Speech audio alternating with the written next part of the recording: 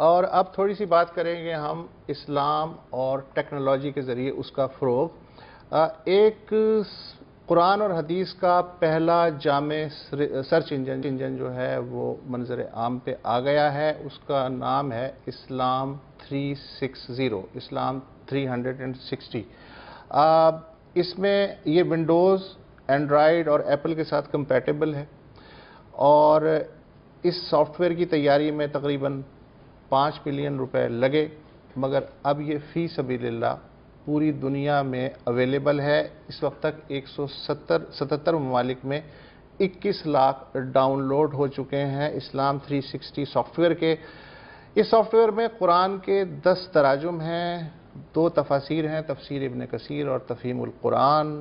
تمام جو مرتبہ احادیث ہیں وہ اس سافٹ ویئر میں آپ کو ملیں گی ایک کلک پہ. عربی، اردو، رومن اردو، ہندی اور انگریزی ترجمے کے ساتھ آڈیو میں بھی اور تحریراً بھی.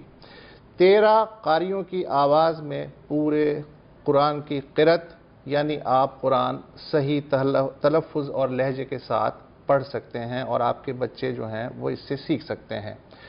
اس سافٹ ویئر کی خوبی یہ ہے کہ آپ ایک لفظ ٹائپ کریں یا کوئی سبجیکٹ یا موضوع ٹائپ کریں، اس موضوع یا لفظ کے اعتبار سے تمام جو آیات یا متعلقہ جو احادیث ہیں وہ آپ کے سامنے 1 سیکنڈ میں آ جائیں گی. اگر آپ ٹائپ نہیں کر سکتے تو آپ اپنی آواز سے کوئی لفظ جو ہے وہ اسے اس سافٹ ویئر کو بتائیں تو وہ سافٹ ویئر سن کے ریلیونٹ مواد فوراً آپ کے سامنے پیش کر دے گا.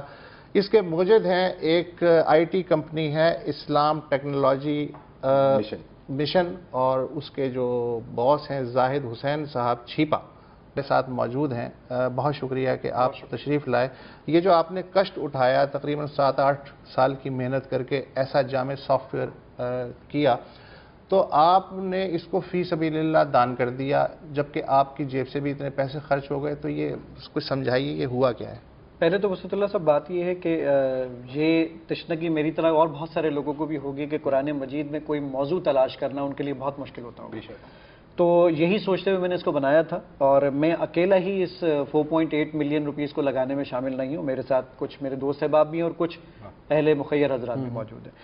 اور اس ایپلیکیشن سے کمانا مقصد اس لیے نہیں تھا کہ یہ اسی لیے بنایا گیا کہ یہ میرے والدین کی اور جو میری ٹیم ہے ان کے والدین اور ان کی بخشش کا باعث بن جائے. تو یہ آپ نے جو سامنے کھولا ہوا ہے کچھ ہمیں جی میں دکھاتا ہوں. اگر اس میں آپ قرآن مجید پڑھنا چاہتے ہیں تو آپ پڑھ بھی سکتے ہیں. جیسے میں قرآن کریم پہ کلک کرتا ہوں، سورہ بقرہ پہ کلک کرتا ہوں. آپ اگر اس آیت کو سننا چاہتے ہیں یا پڑھنا چاہتے ہیں تو جسٹ کسی بھی آیت کے اوپر یہ آپ نے فنگر سے کلک کیا تو یہ آیت آپ کے سامنے چل جائے گی. آپ یہ چاہتے ہیں کہ میں اس آیت کو یاد کرنا چاہوں تو ریپیٹ کی فیسلٹی ہے. یہ اس آیت کو 1 لاکھ مرتبہ چلائے گا جب تک آپ کو یاد نہ ہو جائے. آپ یہ چاہتے ہیں کہ میں کسی اور قاری کی آواز میں سننا چاہتا ہوں تو یہ 12 سے زیادہ قرآن حضرات موجود ہیں. میں مشاری الفاظ سے لے لیتا ہوں اور پھر سے اسی آیت کے اوپر کلک کرتا ہوں. کیونکہ ٹائم کم ہے تو اس لیے میں ان کی آواز میں وہ چل جائے گا. اچھا اب میں آپ سے ایک سوال پوچھنا چاہتا تھا کہ اب مطلب ظاہر ہے کہ بہت اس طرح کی ملتی جلتی ایپس ہیں، اس میں کیا مختلف؟ جی بالکل. اس میں سب سے بڑی بات جو کھڑو صاحب سب سے امپورٹنٹ ترین بات ہے وہ ہے قرآن مجید میں کوئی ٹاپک تلاش کرنا. الحم سے والناس تک ہم سب پڑھتے ہیں، لیکن قرآن مجید کہتا کیا یہ بہت کم لوگ پڑھتے ہیں. اس بارے میں یہ ورڈ پر جائیے ایز اے ریفرنس بک کے طور پر.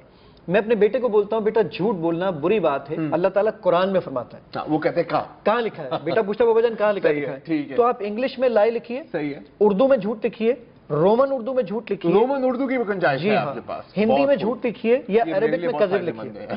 تو پہلے آپ ہی کی بات کو ہم انٹرٹین کر لیتے ہیں. یہ میں نے یہاں پر جھوٹ ٹائپ کر دیا، صحیح ہے، اور جھوٹ ٹائپ کرنے کے بعد میں نے سرچ کیا. یہ سرچ کر کے لے کر آ گیا 52 آیات ہیں جھوٹ کے اوپر. اور گوگل کے مطابق الحمدللہ میں دنیا کا پہلا انسان ہوں جس نے قرآن مجید کو رومنائز اردو میں ٹرانسلیٹ کیا. یہ میں نے کلک کیا اس کے اوپر. اب آپ اس کی اگر اردو پڑھنا چاہتے ہیں، یہ میں نے اردو پہ کلک کیا. وہ پوچھے گا اردو کس کی پڑھیں گے؟ شیعہ، سنی، اہل حدیث، دیوبند، بریلوی، تمام مکاتب فکر، تاکہ اتحاد بین المسلمین ہو سکے. یہ میں نے کلک کیا. آپ اس کو اگر سننا چاہتے ہیں تو آپ سن بھی سکتے ہیں.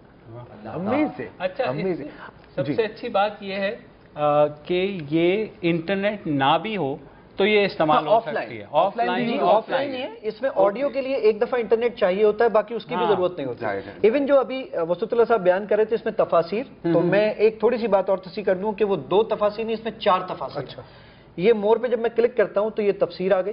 اس میں تفہیم القرآن مولانا مودودی صاحب کی، تفسیر ابن کثیر، ڈاکٹر اسرار صاحب کی آڈیو تفسیر، مفتی سعید صاحب کی آڈیو تفسیر، یہ چاروں چیزیں اس میں موجود ہیں. ایون اگر آپ یہ چاہتے ہیں کہ میں قرآن کریم کے ایک ایک ورڈ کی ڈکشنری دیکھنا چاہوں، 77,881 ورڈز ہیں قرآن مجید میں. ہر ورڈ کی اگر آپ ڈکشنری دیکھنا چاہیں تو یہ دیکھیے ایک ایک ورڈ عربی میں، اردو میں یہ میں نے مردن پہ کلک کیا، مردن اردو میں کس کو کہتے ہیں، یہ پوری اس کی ڈکشنری آپ کے سامنے موجود ہے. میں نے کہا مجھے اس کی انگلش ڈکشنری چاہیے، یہ پوری انگلش ڈکشنری آپ کے سامنے. بہت لوگوں کی دکانیں بند کر دیں گے لیکن ایک یہ سوال ہے، اب 21 لاکھ 21 لاکھ ڈاؤن لوڈ زیادہ تر ظاہر ہے پاکستان سے شاید ہوئے ہوں گے یا کیا کہاں سے؟ 40% پاکستان، 60% آل اوور انڈیا. مدارس نے بڑا آپ کا ویلکم کیا ہوگا کہ اب جو ہے وہ اپنے بچوں کو یہ دے سکتے ہیں ٹیبلٹ.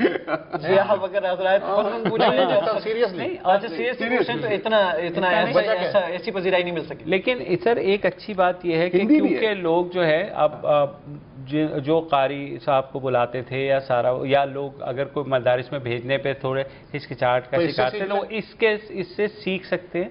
اور جتنی اس میں آپشنز ہیں تو میں تو کہتا ہوں اپنے بچوں کو تو سب سے پہلے میں ہی اس کو ریفر کروں گا. اچھا علماء حضرات کا کیا خیال؟ جی علماء کی اس میں سرٹیفکیٹس موجود ہیں جس کے اندر یہاں پر آپ کے پاس علماء کے ڈفرینٹ علماء کرام کے میں نے سرٹیفکیٹس یہاں